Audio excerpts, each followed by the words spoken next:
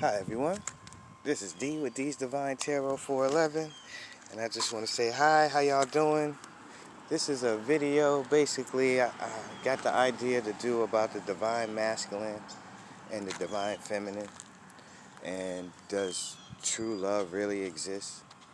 So, I guess I'll start off with the Divine Masculine and the Divine Feminine. So, for me, uh, my queen taught me so much about like relationships and men and women holding the wrong poles in relationships, and a lot of times the woman has to be the man in the relationship, has to be in her masculine, and sometimes the man is taking the more feminine role, the more womanly role, the more feminine role, and so poles could get mixed up, and then that's when the relationship starts to suffer because each one is holding the wrong pole in the relationship, or many different poles that the other one's supposed to be holding instead of the one that's holding it, right? Okay, so this is what needs to be healed in order to connect and find someone on the same page as you and work towards having the life that you wanted and meeting certain standards, meeting certain um, things on your list. Like you should have a list of what you're willing to accept and what you're not, right? And it's just pretty dark because we're in the shade, so let me see if I can brighten it up. I'm not sure if I can. But yeah, so divine masculine and divine feminine, that's what you want to be in. So that means you're spiritually connected, that means you're morally sound, that means you care about what matters, and also that you're in natural law. And what natural law is, that means you're not causing harm to yourself or others. You're not a part of the problem on this earth plane. I'm not saying that you're perfect, but you make sure you don't cause problems for people, you don't cause harm to people, right? So if you can be a complete being in that mindset to where you put spirit first, you care about your morals, you care about, you know, putting your ego in check, having a healthy ego, doing all the things that makes you a like well-rounded man or woman, then that's when you can start to say, okay, this is what I'm looking for. This is what I want out of my partner, right? Okay, so there's a divine masculine and a divine feminine. So in a lot of actions that we do, like every day, that would be the divine feminine, such as different arts, uh, singing, dancing. You know, I make jewelry, rings, and a friend of mine makes necklaces and pendants. So it's like that's a feminine um, way of being. That's a divine feminine um, aspect. So women are the divine feminine. All of us have one. Even if you're a man, you have a divine feminine, and if you're a man, you have a divine masculine. You have to marry them both. See, what it is that's the care. The divine feminine is the nurturer, the nature, uh, the nurturer, the one that gives the love, that one that shows care. And so you can't tell me like a man is always going to be in his divine masculine. The divine masculine to me is spiritual discipline. So I'm really weird to people because I can be in my divine masculine and in my divine feminine at the same time. So I can flip flop in the second, in that moment. And I'm so like positive. I'm so bright and big. And when I'm talking and because I like positivity and I like to uplift people and inspire people. And that's who I am at my core. But I also have a divine masculine to where I'm the emperor. So the emperor basically, he's very like, you can't like, it's no joking with him, it's no playing. All that stuff goes out the window. He's the one that slams his fist down and makes the final decision, right? And so with making the final decision, that's something you know at your core needs to be said, needs to be handled. And so you do it probably in a where you have to raise your voice or where you have to let somebody know directly. You have to go to them directly and speak to them and let them know whatever it is, right? So the divine masculine is so necessary because we got so many wishy-washy things going on in life today. Like we can't decide between the two worlds. Like we can't see the two worlds and separate them. This creator's place is not the same thing as the system that we all like give our energy and time to, give our like everything to. Like the system is something that was created by man, social engineers and that sort of thing. But the creator's place is freely given to us. It's a place to dwell, it's a place to relax, it's a place to be and live. You hear all these beautiful birds, see all these beautiful dogs and cats and animals out here, and people walking their doggies and kitties and like being with them and just spending time. That's a wonderful thing. Like this is like a paradise for us. Like it's heaven. It's heaven for us. Heaven is now, y'all. Like we can run and think we're going to heaven like at a later time. No, heaven is now. It's in the moment. You can have heaven in any moment. Everything here is a choice. We get to choose what we're gonna do with our time, how we're gonna live. Like, and so the divine masculine is so needed. A lot of us grew up without our dads, without a male figure in our homes, so we had to figure things out on our own. And I'm a lifelong student. I'll be a student for the rest of my life. Like, but at the same time, there's some things that are solid, some things that can be known. And those are the things that I go after. I need to know the truth.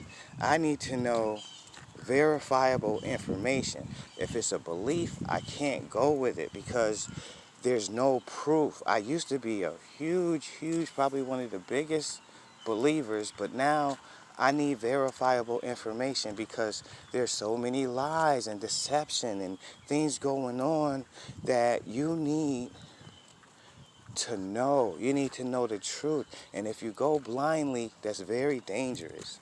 So I'm very quick to be in my divine masculine. I'm very quick to go to my divine feminine because like with kids, I'm really good with kids. I know how to treat kids. I can go into my childlike self and be just like a kid. And we'll have a blast, like, because I'll be doing somersaults with them and I'll be, doing karate kicks and all kinds of stuff with kids because I know how to go into my divine feminine and treat them the way they deserve to be treated and they want to play. Yeah, all of that's divine feminine. Now the divine masculine, when the kid acts up or does something he's not supposed to do, the divine masculine is going to come out and he's got to check the child.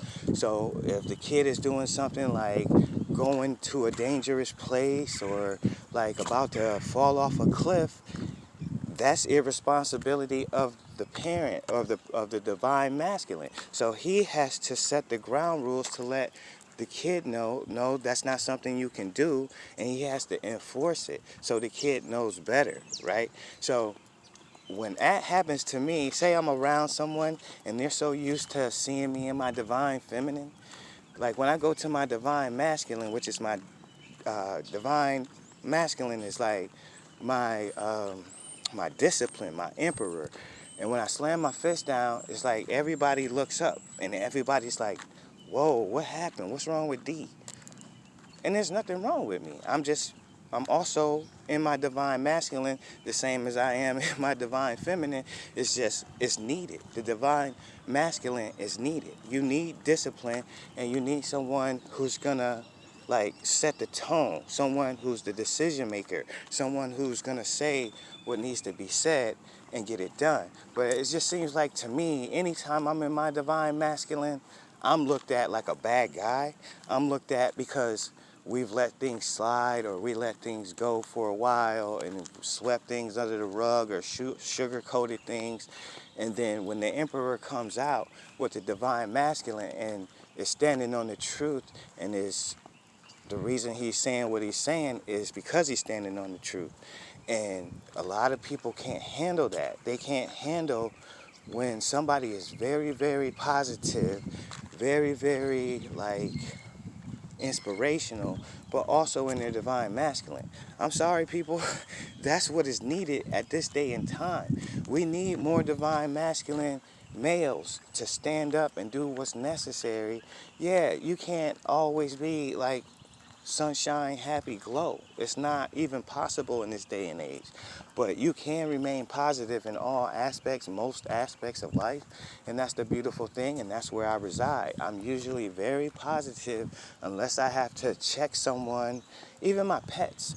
Like my pet, my puppy, it's not even my puppy.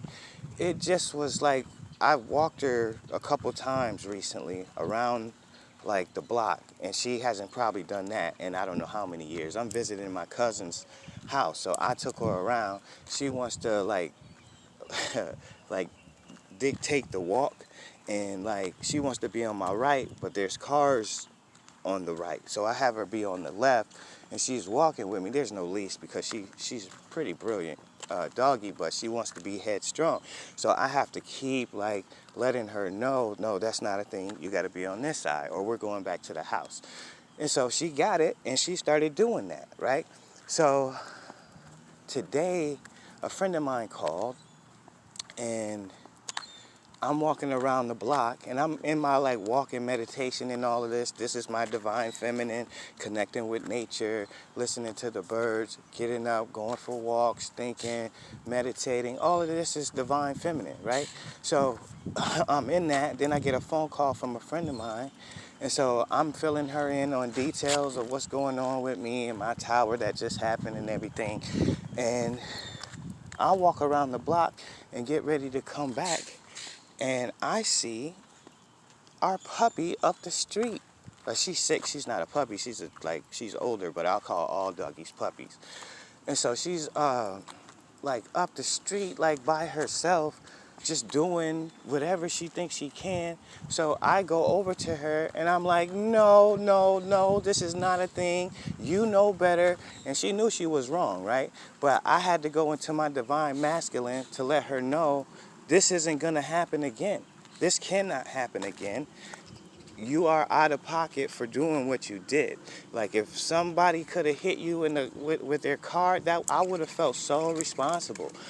If something would have happened to you. So we have to be in our divine masculine in order to teach right from wrong, in order to enforce the truth, enforce what needs to be done, like what needs to be the main consistent action. We have to, like, it's the same thing when you have a kid and you're trying to tell them the stove is hot, don't put your hand on it, and they want to touch it. You cannot let them touch it. You cannot let them touch it, right?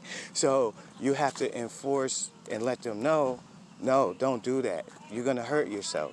So this is what I'm saying about even a woman has to do that a lot of times, go from her divine feminine into her divine masculine. And a lot of women had to do that over the years because there was so many divorces, so many single parents, single moms, like taking care of all these kids and by themselves. So a lot of these women had to hold their own pole, be the divine masculine and the divine feminine, and a lot of them, a lot to this day, still are in their divine masculine, more so than their divine feminine, and it's all because the man is gone. The divine masculine is out of the house, and that's needed. You have to have that discipline, and you have to have both. And so I just think it's funny because I'm so positive, I'm so like inspirational that